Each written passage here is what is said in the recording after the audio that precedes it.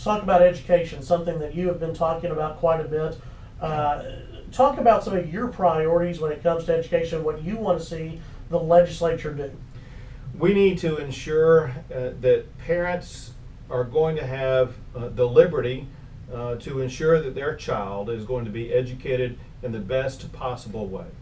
Part of that means school choice. You know, interestingly that I'm talking to you about this because I can remember a time when I was on the campaign trail for governor in Lubbock, Texas, where I was talking to a man who had 3 daughters. And each of those daughters took a different pathway to school. One went to public school, one went to private school, one was homeschooled. And he said that that pathway was the right one for each of those children.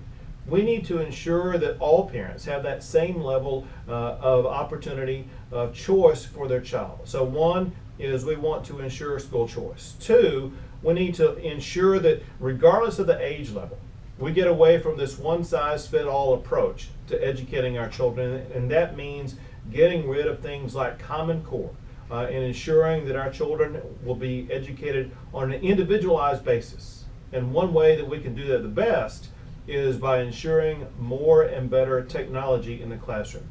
The third thing that we need to do is we need to get children off to a good education from the very beginning. And we've seen far too many children fall behind by not starting out with the basics early on. So I want to see genuine, high-quality pre-K4 education in our classrooms where children are beginning to learn literacy and numeracy skills at the very beginning, and then follow that up with high-quality kindergarten through 3rd grade so that we have every child reading and doing math at grade level or above by the time they finish the 3rd grade. You have a lot of lawmakers soon. You bring up early childhood education. You bring up pre-K education. This is something that's been debated even within the Republican Party about how far to go with pre-K education. How far do you want to see lawmakers go? Well, we need to understand the way that education has changed over time. I have a daughter who is 18 years old, a senior in high school. And I was a very active parent in her education process. And I found that when my daughter was in kindergarten, she was doing what I was doing when I was in 1st grade.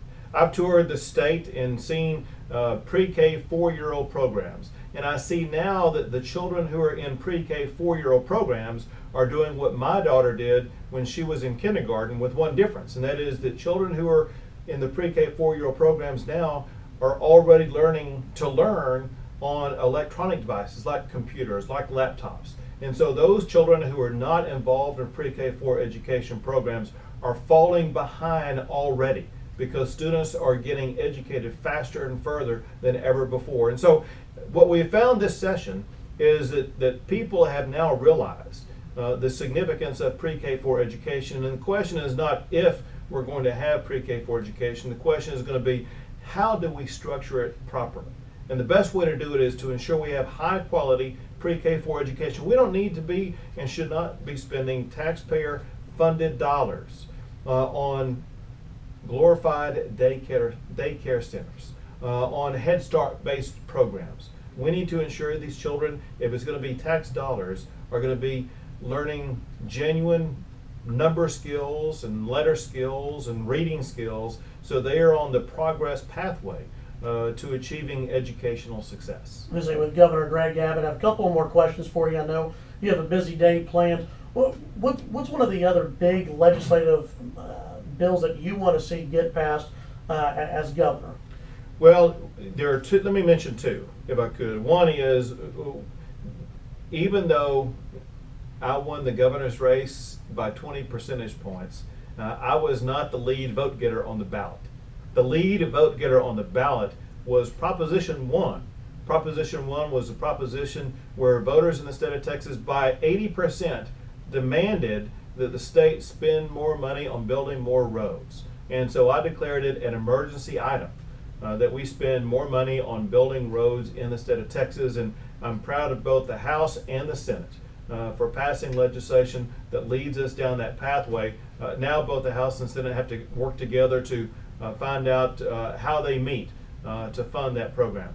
The second thing is we always need to remember that people in Lubbock, people in West Texas, all people across America know far better how to spend their own money than do a bunch of bureaucrats here in Austin, Texas or in Washington, D.C.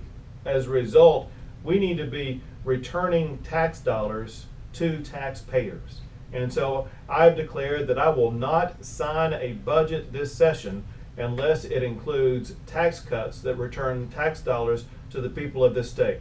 And so far, the legislature has responded by coming up with a plan that would be the largest tax reduction in the history of the state of Texas. Visiting with Governor Greg Abbott, before I let you go, and I had numerous people ask me this. This is a very big question, and I'm not sure anyone has asked you this one. The first dog of Texas, named Pancake. Why Pancake? Because of that 18-year-old daughter I mentioned earlier, Right. Who is a huge dog lover. She named the puppy Pancake. And Pancake is now a 3-month-old golden retriever. And Pancake even has her own Twitter account. You can go to @TexasPancake and find that she has about 2,500 followers. That's impressive. Keeping up with her and her escapades as she grows from puppyhood to adult to be an adult dog. And knowing golden retrievers, there will be probably some escapades out there. There are plenty. She likes digging. She likes chewing on whatever she can get her mouth on. Excellent. Well, Governor Abbott, appreciate your time. It's an honor to have you here. Thank you so much. Great to be back with you again.